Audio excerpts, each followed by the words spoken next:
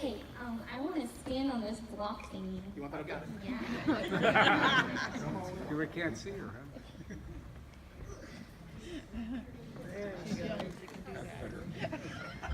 Okay, just give me a few seconds. Okay, oh, I have to put my password. Give me a second. Okay. Alright, can you guys hear me? Oh, yeah, you can hear me. Okay. So hello, my name is Erica Kreider. I am a freshman here at this wonderful school, which is Crossroads, CCHS. Yeah.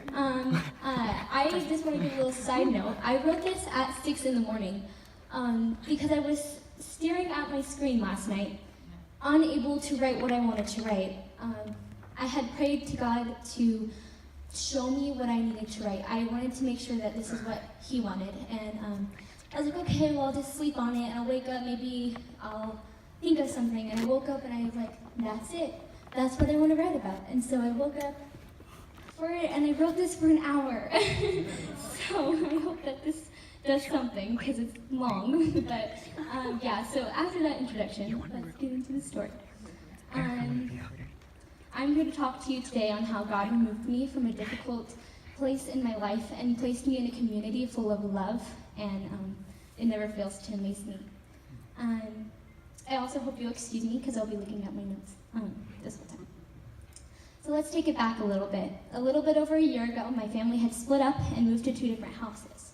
Everything happened so quickly, and it put me in a really dark place. I felt so alone, and I hated the new change that was moving into 2 different houses. I can't really describe to you the anger that I felt at my parents and myself for the new changes that were happening, and I felt like it was going to be a horrible time that no one could relate to me. Fast forward a couple months, I went on a trip to Montana to visit my family. My aunt up there is a huge Jesus follower, and within that trip I felt God's presence more deeper than I've ever felt Him in my entire life.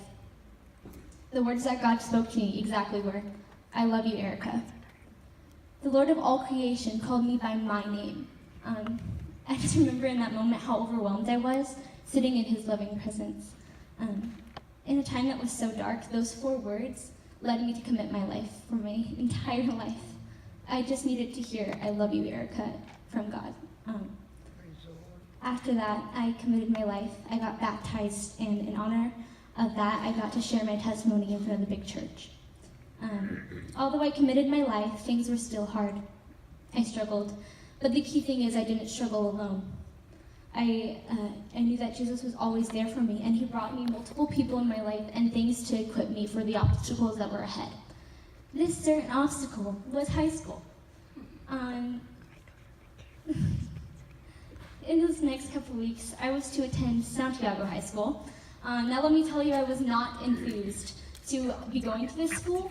It was as big as a college campus, and the freshman class alone was 1,400 people. Which is crazy because now I'm in a school of 29 freshmen. It's just so crazy. I felt like a little fish just aimlessly swimming around in a pool full of sharks. Side note, I had been praying to go to CCHS ever since I heard that I was going to be attending Santiago in the summer. Being a Christian was difficult in Santiago's atmosphere. God had definitely equipped me for it, but the atmosphere I was immersed in, Satan definitely tried really hard to distract me. With God on my side, I never gave in to anything, and I minded my own business. I used social media to spread the love of God. This definitely reached hundreds of kids in my school community to receive His message, or at least hear it.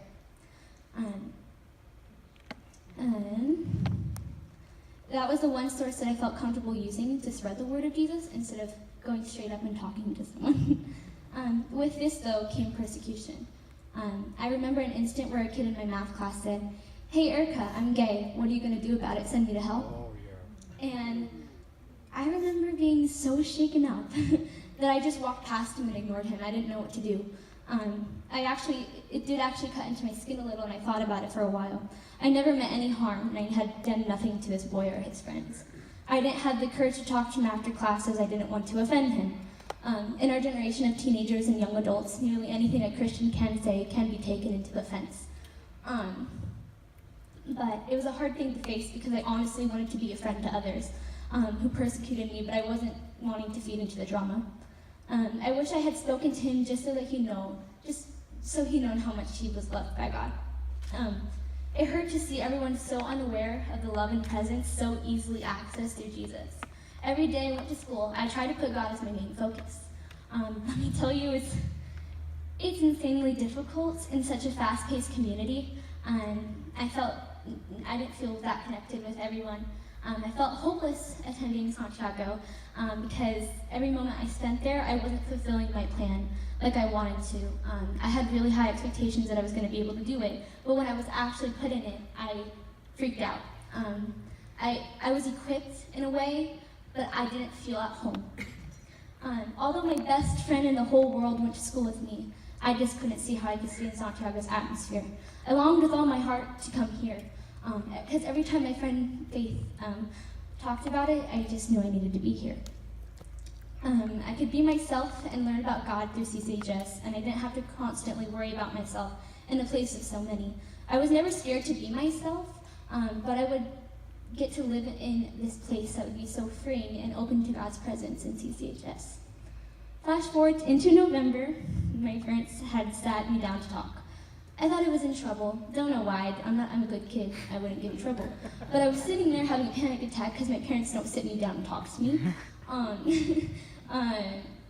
But it was the opposite of what I was thinking. I'm not gonna cry. Okay. They sat me down and they said, "Erica, you're going to Crossroads." And I kid you not, I almost fainted, and I was crying for like 10 minutes. It was so life-changing. Just for a girl who's been praying to go to this school for a year, and I finally get to be here just looking at all you guys, it's so crazy how fast life can change. God had answered my prayer. He wanted me to grow close to him just like I wanted to grow close to him. With this, I can tell you now, no matter how much you think it can't happen, it can, definitely, through God. With continual prayer and faith in the Lord, he can do anything. It would not be possible for me to be standing up here if it weren't for him. Coming here today is one of the biggest miracles in my life. The fact that I'm only 15 years old and I get to experience Jesus every day is something that I'll never be able to fathom. I have so much more faith that I would have never had if I was that scared and angry 13-year-old. God has changed my heart every day, and it is a process that I'm learning more and more. I don't think I could ever explain how happy this place makes me. We are a school blessed beyond all measure, and the fact that I'm standing here speaking to you about our Father is something that I'll never understand. I know this is a long story, but it just comes to show how drastic your life can change in a year. Sorry, but also how the Father never gives up on us. I'm so thankful for this week of missions and this school as a whole. To the learners in this room, I pray that you see this as a place more than a school. I hope you see it as an opportunity of a lifetime, a time where we may grow together with Jesus. Take this time in your life to see what God is doing, because I promise you he's there. Live each day step by step and with him, because it will lead you to places that you could never got to on your own. Now that I have the opportunity, I want to say what I never got to say to that boy in school. God loves you more than you could ever understand. Thank you for all this time we got to share with you. I really appreciate it. Thank you.